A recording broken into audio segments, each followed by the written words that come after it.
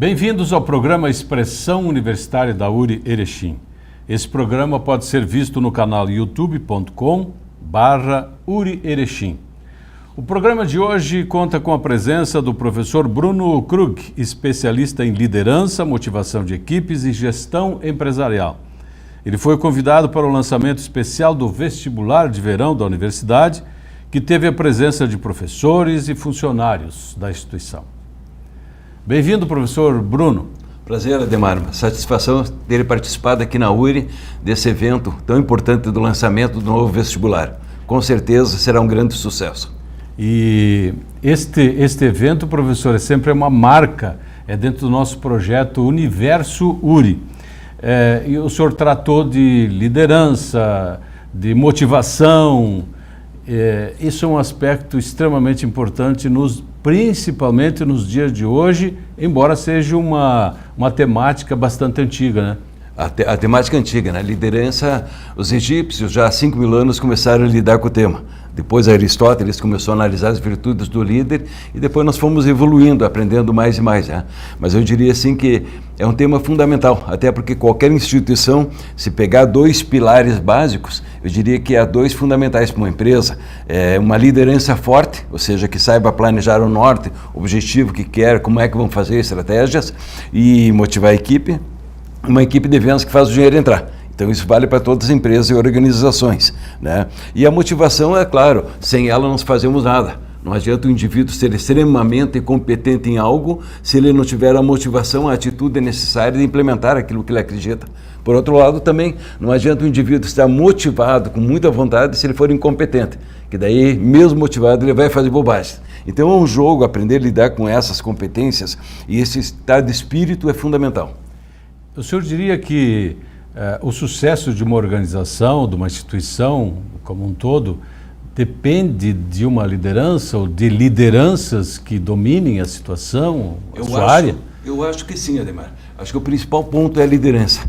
Há um pensamento antigo de Plutarco, romano, então vamos colocar alguns 1000 anos atrás aí, e ele dizia o seguinte: é preferível um leão comandando um rebanho de ovelhas do que uma ovelha liderando um grupo de leões.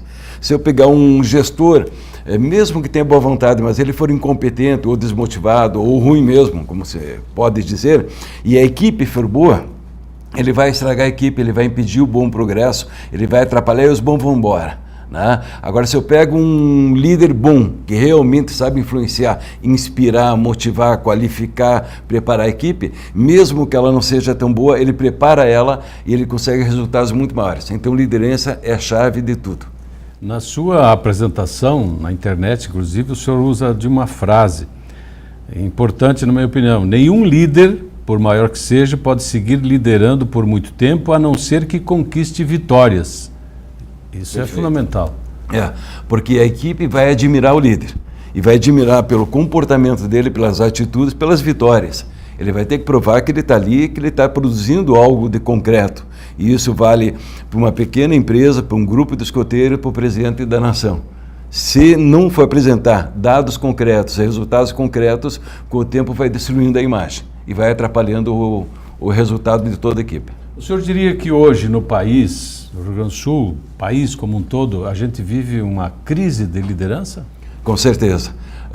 Nós não temos líderes realmente que sejam fortes a ponto de mobilizar muito e principalmente de forma positiva a população. Eu até brinco em alguns casos, quando estou trabalhando com líderes, dando um exemplo um pouco delicado, mas pegando a marcha do sal de Mahatma Gandhi, século passado. No século passado nós tivemos 2 lideranças mundiais extremamente fortes, que era Mahatma Gandhi, que eu diria do lado bom, e Adolf Hitler do lado ruim, mas ambos foram líderes fortes, impactantes, né? Em determinado momento, Mahatma Gandhi ele sai numa passeata para extrair o sal do mar, pelo que me consta, a 700 quilômetros, numa marcha a pé, saindo com 13 seguidores e mais uns jornalistas, e chegou lá com 12.000 pessoas, ou seja, caminhando 700 quilômetros. E aí eu pergunto, por qual político brasileiro tu caminharia 50 quilômetros? Então, se a gente pensar, falta lideranças reais que a gente tem orgulho, né? Nós pegamos muito das frases de liderança, nós pegamos de líderes norte-americanos. E nós não temos muito nossos líderes como exemplos positivos que inspirem e nos motivem a fazer mais. É uma pena. O mundo está bastante complicado pela falta destas lideranças, na sua opinião? Eu acho que sim. Eu acho que existe muita gente boa. Existe muita gente boa. Mas nem todas as pessoas boas estão na política, estão nos meios do poder maior. Então isso atrapalha muito. Muitas vezes, tristemente, pessoas boas não se metem na política. E aí deixa o espaço, porque na política não tem cadeira vazia. Então qualquer um, alguém vai pegar. E se o bom não está lá, o ruim pega. Então isso atrapalha muito. E eu digo assim que todos os partidos têm gente boa. Todos os partidos têm gente boa, não há dúvida nenhuma. Alguns têm mais, alguns têm menos. Mas a gente precisa retomar, as pessoas boas precisam retomar o poder. Eu costumo até brincar, como foi falado nessa palestra, quem é o mais forte, o bem ou o mal? Normalmente todo mundo diz que o mais forte é o bem, mas na verdade o mais forte é o mal. Porque se o mal quiser destruir, tu pode levar anos construindo tua casa e ele vem com um pouco de fogo, ele destrói a tua casa. Pode levar 30 anos educando um filho e alguém mata teu filho num instante. O mal tem um poder muito grande, ele só não ganha porque ele não se junta. O bem tem a possibilidade, ele tem essa virtude de um ajudar o outro. O mal ele se junta e já se atrapalha, um já quer ganhar do outro. Então a gente precisa cada vez mais nos unirmos como sociedade, mesmo com as pequenas células da sociedade, e nos tornando mais forte. E eu acho que esse é um papel muito forte das instituições, no qual a URI tem feito um bom trabalho. Ela tem desenvolvido pessoas melhores, e desenvolvendo pessoas melhores, nós formamos cidadãos e líderes melhores. Na sua opinião, também não estaria faltando uma maior conscientização da própria comunidade em entender quem é o verdadeiro líder? Também é uma questão. Uma melhor compreensão a respeito disso? Eu acho que a sociedade ela tem que ter um olhar melhor.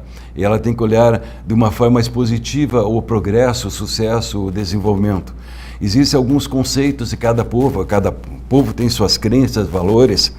E no Brasil, parece que nós temos aquela síndrome do coitadinho e não temos orgulho das conquistas. Nós damos muito ênfase ao negativo. Nós temos prazer em falar dos fracassos. Nós temos prazer em olhar o que deu errado e pouco valorizar o certo. Em vez de nós pegarmos as coisas boas e aplaudirmos e elogiarmos as boas ações, os bons indivíduos, a gente busca a mediocridade. É uma pena. Estamos num processo de mudar isso, mas ainda é um processo longo, onde nós precisamos valorizar, digamos, a pessoa, o indivíduo em si pelo esforço. A gente até pode dizer politicamente correto, tem muita coisa bonita com boa intenção, mas que não funciona. Eu vou dizer assim, que todo mundo é igual. Eu diria que não. Nós somos iguais aos olhos de Deus, para Deus. Agora, para o mundo real, cada pessoa é um indivíduo único. Uns são melhores, outros são piores. Uns são mais inteligentes em algumas áreas, outros são mais em outras. Uns são talentosos, outros não são tanto. Mas nós não somos iguais. Alguns indivíduos têm capacidades maiores e servem mais para realmente conquistar uma equipe, uma liderança e conduzir o grupo a algo maior. E nós precisamos no Brasil trabalhar isso, desenvolver lideranças, mostrar o valor da liderança, a sociedade tem que dar o apoio e nós precisamos nos unir para crescer e não brigar tanto por pequenas coisinhas, interesses particulares. Talvez seja um dos motivos que o Rio Grande do Sul atrapalha, né? Que ele tem muita briguinha que em vez de se juntar para crescer.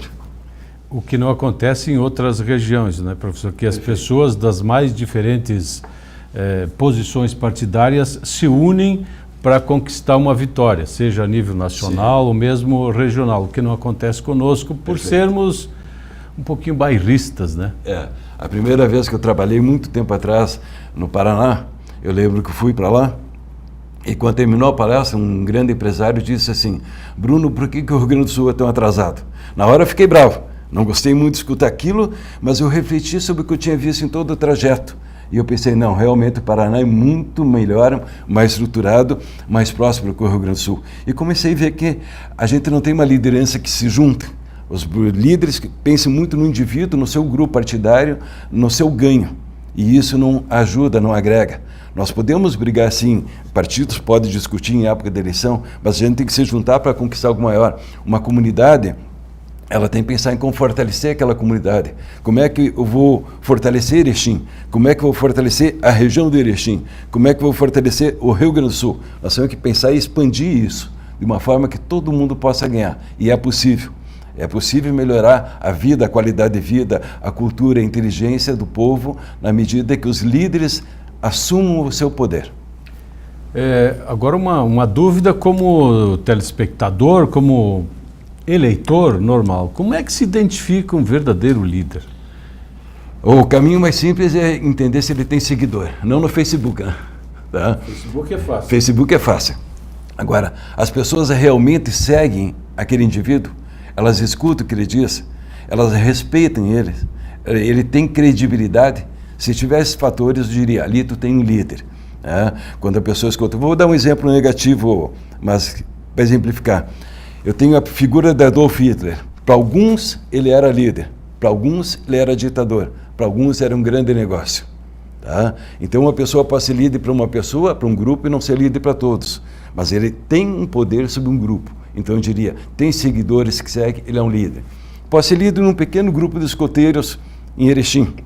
Eu posso ser líder do escotismo no Rio Grande do Sul, líder do Brasil nos escoteiros, ou do escotismo mundial. Então, ele pode ter dimensões de poder também maior. E como é que eu identifico, por exemplo, o comportamento? Porque nós, eleitores, espectadores, habitantes desta terra, nós gostamos muito das pessoas que se expressam bem, que falam bonito, que saibam convencer. Uhum. Então, hoje tem sucesso a pessoa que se pronuncia bem, que diferentemente até do nosso governo federal, sim. Hoje que o Bolsonaro não se pronuncia tão bem, mas é um líder. É um líder. E que se fez via, principalmente via internet, via redes sociais. Então, como é que eu percebo exatamente as intenções? Porque isso está muito no subterfúgio, digamos assim, do grande líder, ou da pessoa que quer ocupar um espaço. Se eu pegar, aqui você colocou mais do que uma pergunta junto, mas vamos pensar o seguinte, nós temos competências que são necessárias para um líder exercer a sua liderança. Tá? A liderança, na verdade, é um papel, ela não é uma competência. Por exemplo, eu vou dizer que um líder tem que ser comunicativo? Tem que ter uma persuasão maravilhosa? Tem que ter. Ele tem que ser uma pessoa dinâmica? Sim. Ele tem que ter atitude proativa? Sim. Tem que ter determinação, iniciativa e assim por diante. Ele tem características que nós chamamos de competência que vão ajudar. Mas eu posso ter essas características e não ser um líder e ser um grande vendedor. Então, isso são papéis do líder. Quando que eu exerço o papel? E usando exemplo, o líder não vai ter todas as características de um grande líder. E ele poderá ter algumas características maiores ou menores. Não é receita de bolo. Não é receita de bolo. Né? Quando a gente exemplifica nos cursos, eu peço para o pessoal, os participantes, me dizerem assim, me citem características e virtudes de líder. Então eles vão colocando. E antes eu peço que eles me digam nomes de líderes que existem e que já existiram na humanidade. E naturalmente Jesus Cristo está em todos. Tá? É natural, porque é um grande líder, o maior líder que a gente já teve na nossa história. Então, existe o indivíduo e as competências. Raramente os indivíduos têm todas as competências de liderança. Eles geralmente têm algumas delas num nível maior que a maior parte da sociedade. E aquele conjunto faz. Eu vou pegar o próprio Bolsonaro e ao mesmo tempo Lula. Ambos se comunicam de uma forma errada. Falando em termos acadêmicos, em termos de português, eles não têm uma linguagem boa. Ambos falam algumas coisas que não deviam falar. Ambos são impulsivos. Ambos têm um ego muito grande, na minha percepção. Então isso, em alguns momentos, causa problemas, entende? Mas gera seguidores. Eles ambos têm seguidores. Né? Tu gostando do Bolsonaro, gostando do Lula ou não, eles têm seguidores e são líderes. Isso faz parte do mundo, né? Professor, uma outra dúvida, agora vamos trazer a responsabilidade para o nosso lado, perfeito. Vamos baixar o nível. Baixar o nível, não baixar o nível nesse sentido, não nesse nível, né? Mas será que a gente não se queixa demais da vida, se queixa demais da empresa, se queixa demais do trânsito, se queixa demais da família? Será que não está na hora de a gente se comprometer mais com tudo que anda por aí para melhorar o nosso astral, o nosso ambiente? Eu acho que essa é a questão principal. Tá? Independente de liderança ou não, para um líder fazer bons resultados, ele tem que ter uma visão positiva da vida e dele e da equipe. Para ele ter bom resultado, ele tem que ter valores bons também. Então, da mesma forma, numa escala menor, então a gente falando, baixando o nível em questão de escala mundial, nacional ou comunidade, nesse sentido, Eu acredito que todo ser humano, para viver bem, para ter bons resultados, para ser feliz, ele tem que cultivar uma visão positiva. A vida em si, ela tem coisas boas e coisas ruins. Isso faz parte da história humana e vai existir sempre coisas boas e ruins, não tem como evitar. A sabedoria está em você aproveitar as boas, cultivar as boas e minimizar as ruins. Esse seria o jogo da vida, entende? Eu tenho que preparar meus filhos para isso, eu tenho que preparar minha equipe para isso. Vai vir desafios para todo mundo na vida. Como é que eu lido com eles, como é que eu enfrento? Vai depender da minha crença, no meu poder, na minha capacidade e de uma visão positiva que eu tenha sobre a vida. Então, eu acho que é necessário, sim, a gente cultivar, e para isso, os influenciadores têm que aumentar o seu poder de influência. Eles têm que passar mais uma visão. Hoje, tristemente, muitas vezes tu liga a televisão, os meios de comunicação, e aquilo mais gera desmotivação e desestímulo do que incentivo.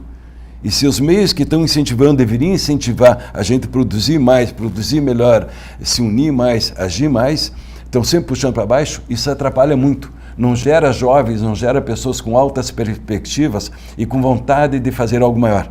Então, eu acho que nós temos um poder, uma responsabilidade que devemos exercer. Nós precisamos mudar o grupo que nós estamos, cultivando uma vida melhor. É a minha visão, que eu acho que precisamos sim olhar melhor a vida e olhar que dá para melhorar. Se olharmos a história humana, por exemplo, vou pegar assim, esses dias fiz uma palestra sobre viver num mundo confuso hoje, como ter qualidade de vida num mundo confuso. E eu salientei, gente, o mundo é confuso hoje, mas o mundo é muito menos violento. Tá? A história da violência humana, ela tem caído muito, a agressividade humana, a violência. Alguns estão ouvindo a gente pensando, não, o mundo está violento. Não, a história é... Vejo na TV, não é isso que eu vejo. Hoje tu vê um assassinato lá que aconteceu, uma cidade lá de longe, e se espalha por todo o Brasil aquele assassinato. Antigamente, 200 anos atrás, 1000 anos atrás, tu tinha milhares de mortes. Hoje tu vê uma pessoa torturada. Antigamente a tortura era algo natural. Antes tu vê um estupro e a gente se escandaliza, e devemos nos escandalizar, mas antes isso era natural. Da mesma forma, em contrapartida, a riqueza da humanidade cresceu em níveis astronômicos. O que nós temos de dinheiro, o que a humanidade produziu de riqueza nos últimos 500 anos é fantástico, principalmente nos últimos 100 anos. Nós temos uma qualidade de vida que não existia para os nossos pais, nossos avós, bisavós, e isso são coisas positivas. Nós temos que olhar, e a ciência tem trazido muita coisa, vai trazer muita coisa que vai impactar a nossa história. E nós podemos usar isso para eliminar fome, eliminar problemas, doenças de uma forma muito inteligente. Porque ciência e tecnologia está aí. Nós precisamos de pessoas boas com vontade para usar, e aí dá certo. Professor, vamos para dentro de uma organização, por exemplo. Tem um ditado que diz, pessoas erradas no lugar errado. Seria o contrário? Esse ditado, o ideal é o contrário, né? Colocar a pessoa certa no lugar certo. Pois é. Se eu colocar a pessoa certa no lugar certo, a produtividade é maior. Nós, como seres humanos, nascemos com talentos diferentes. Tá? Cada pessoa tem alguns talentos, como Jesus falava, como os psicólogos falam, as pessoas não são iguais, elas não têm os mesmos talentos. Tem pessoas que têm talento para dar injeção, ele te dá injeção, tu nem sente a dor. E outro, judia, mesmo com boa vontade. Tem pessoas que têm talento para dançar, para cantar, para jogar golfe, para atender em público. Tem pessoas que são ótimos para ser enfermeiro, eles se entendem, eles se colocam. Outros são ótimos para ser médicos, são talentos diferentes. E todo ser humano tem, vou colocar meio no chute, 5 talentos ao menos. Desenvolver eles é outra história, mas nós temos o potencial dos talentos. Se eu ficar insistindo na área errada, eu não vou dar certo. Eu comecei a fazer faculdade de engenharia. Eu tenho 2 irmãos engenheiros. Fiquei meio ano caí fora. Eu não tenho talento para matemática, para física, para química. Não serve para mim. Eu posso insistir e posso me tornar melhor, mas o meu melhor não vai ser tão bom como na área que eu posso desenvolver, que é o lado humano. Eu tenho um talento maior para o lado humano. Então, por isso, eu sou terapeuta há 33 anos, é mais fácil entender o outro e é mais fácil eu motivar equipes, liderar e transformar pessoas. Professor, eu estava vendo que nós estamos já quase terminando o nosso programa. Pela sua formação, o senhor é terapeuta, neurolinguista, lida com acupuntura, yoga e florais de Bach. Isso significa que nós também temos que fazer outras coisas para nos tornarmos seres melhores? Não exatamente. Cada pessoa tem seu perfil. Algumas pessoas gostam de conhecimento que a gente chama assim... Ele tem que fazer o que gosta, né? Tem que fazer o que gosta. Algumas pessoas gostam de compreender mais. e pegar áreas diferentes. Alguns gostam de ficar num ponto e aprofundar. São pessoas diferentes, perfis diferentes. Eu, pessoalmente, gosto de entender um conjunto de coisas e ver como é que tudo isso se conecta e como é que eu posso associar. Então, por exemplo, é mais fácil para mim chegar numa equipe, desenvolver uma palestra ou fazer um desenvolvimento de liderança de uma equipe de vendas, se eu entendo como é que funciona a mente humana, como é que são as necessidades humanas, como é que seres humanos gostam de atender, ser atendidos, e eu uso esse conhecimento da psicologia humana dentro do mundo empresarial. O mundo empresarial tem o objetivo de gerar lucro. Isso é básico. Toda empresa quer lucro. A gente pode dizer coisas bonitas numa televisão, mas o objetivo básico é dar lucro. O que é criado para não dar lucro seria uma ONG. E muitas ONG ainda são criadas para dar lucro. Né?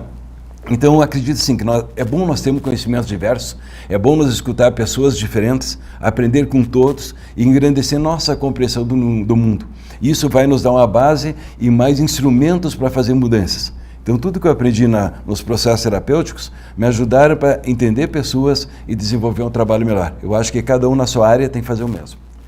Pois é, o senhor falou em terapia. O povo hoje não está precisando mais de terapia do que um aprendizado, digamos assim, porque a gente é facilmente influenciado por coisas negativas. E a gente acha que o mundo não tem solução e a gente também não tem solução. E aí? E, na verdade, todo ser humano tem muita beleza interna, todo ser humano tem potenciais fantásticos dentro de si, agora tem que puxar para fora. Se eu pego um objeto, a gente chama de desenvolvimento. Quando eu pego e eu envolvo um objeto, eu envolvi o objeto, desenvolver é tirar para fora o que está guardado. Tá? O potencial humano que há em cada ser humano é fantástico. Nós temos um potencial da alegria, potencial do amor, potencial da beleza, da inteligência, da empatia, vários potenciais. Mas a gente tem que extrair lá de dentro para fora toda essa capacidade humana fantástica. E eu acho que a terapia é necessária para todos nós, de certo modo, em graus maiores ou menores, mas todos nós ganhamos muito buscando ajuda, buscando um terapeuta, buscando um coach, buscando um mentor, buscando alguém que nos ajude a ampliar o universo. Nesse contexto, todas as universidades com seus professores estão ampliando a visão dos alunos. Né? Eu acho que esse é o papel que a gente tem que fazer e que a URI precisa continuar fazendo na comunidade, em toda a região, porque ela amplia muito a visão do aluno. Com professores melhores, nós trazemos um mundo melhor. E com alunos melhores, nós vamos formar as futuras gerações melhores. Professor, o senhor tocou em vários pontos, aí, várias vezes, a respeito de atendimento. Eu falo em bom atendimento. Certo. A gente, às vezes, se decepciona com essa palavra em alguns locais, mas se há necessidade de um bom atendimento em qualquer circunstância, seja comercial, industrial, nosso serviço universitário, por que a gente sempre dá de cara com um mau atendimento? O que está havendo? Onde é que está a saída para isso? Eu acho que em desenvolver a mudança desenvolver as pessoas e novamente desenvolver as pessoas. Gostar de pessoas. Gostar de pessoas é básico para eu atender bem. Tá? Independente se o cliente é um pouco chato ou não, né? Eu tenho que entender que é o seguinte, todo cliente paga meu salário. O cliente que eu gosto é o cliente que eu não gosto, mas ele paga o meu salário. E o cliente está buscando na nossa empresa o que é bom para nós. Tá? Quanto mais clientes, mais eu tenho certeza que eu vou poder crescer e manter meu emprego, meu trabalho, minha empresa. Então, independente do cliente, eu vou ter que gostar dele e aprender a crescer com ele. E eu preciso mudar a equipe de atendimento, se possível, contratando gente que goste de gente, tá? E ajudando eles a compreender o valor do seu trabalho. Eu acho que um problema, Ademar, nas empresas e talvez nas instituições gerais, que a maior parte das pessoas não sabe o valor que o trabalho delas tem perante aquele cliente. Ou seja, elas fazem o trabalho simplesmente como forma de recompensa financeira e segurança, estabilidade. E o trabalho muito mais, eu tenho que fazer meu trabalho de uma forma que eu possa estar contribuindo com algo real na vida daquelas pessoas. A pessoa que vende uma camisa está ajudando pessoas a se vestirem e se protegerem. A pessoa que vende uma furadeira está vendendo aquele furinho na parede onde vai se pendurar das coisas, prateleiras e tudo. A pessoa que está fazendo uma operação está salvando vidas. A pessoa que está fazendo uma palestra está inspirando pessoas. Cada um tem seu valor. E a gente precisa entender o valor do trabalho e olhar o trabalho de uma forma boa. E na nossa cultura nós olhamos o trabalho como castigo, obrigação e sacrifício. E aí cada cliente que vem, para a gente é mais um problema para enfrentar, em vez de ser algo positivo para ajudar. Então, se o vendedor estiver desanimado, tá? Tiver despreparo, tiver desprezo, tiver desleixo, ele vai estragar todo o atendimento. E aí, volto, a chefia da empresa, a liderança da empresa tem que estar vendo o que acontece lá no balcão, para mudar a equipe dele se necessário e transformar a equipe, senão o atendimento continua sendo ruim. Professor Bruno Krug, foi um prazer contar com a sua presença aqui no nosso espaço do Expressão Universitária.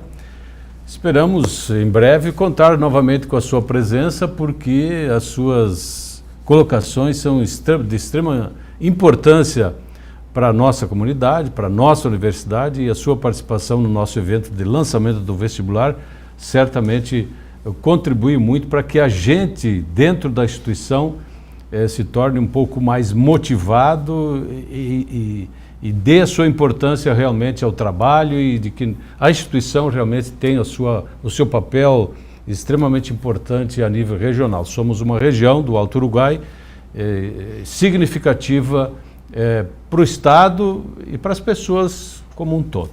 Grato pela sua Eu que agradeço. Foi um prazer estar aqui em Erechim novamente, trabalhar para a URI, para toda essa equipe, e obrigado pelas suas perguntas. Parabéns pelas perguntas, porque se o entrevistador sabe fazer as perguntas, a entrevista flui. Meus parabéns também.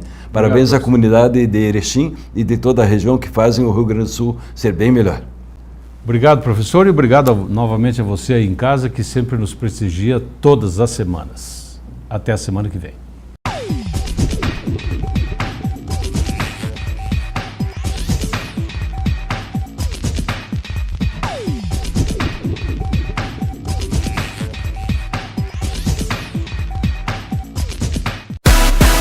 Acreditamos que o sucesso está nas relações e no conhecimento que agregamos. Acreditamos que é momento de experimentar, de viver experiências para toda a vida e buscar aquilo que nos realiza. Ouvir, indagar, aprender. Vestibular 2020 URI. Experiências que diferenciam. Inscrições até 20 de novembro no site vestibular.uri.br. Prova dia 24 de novembro.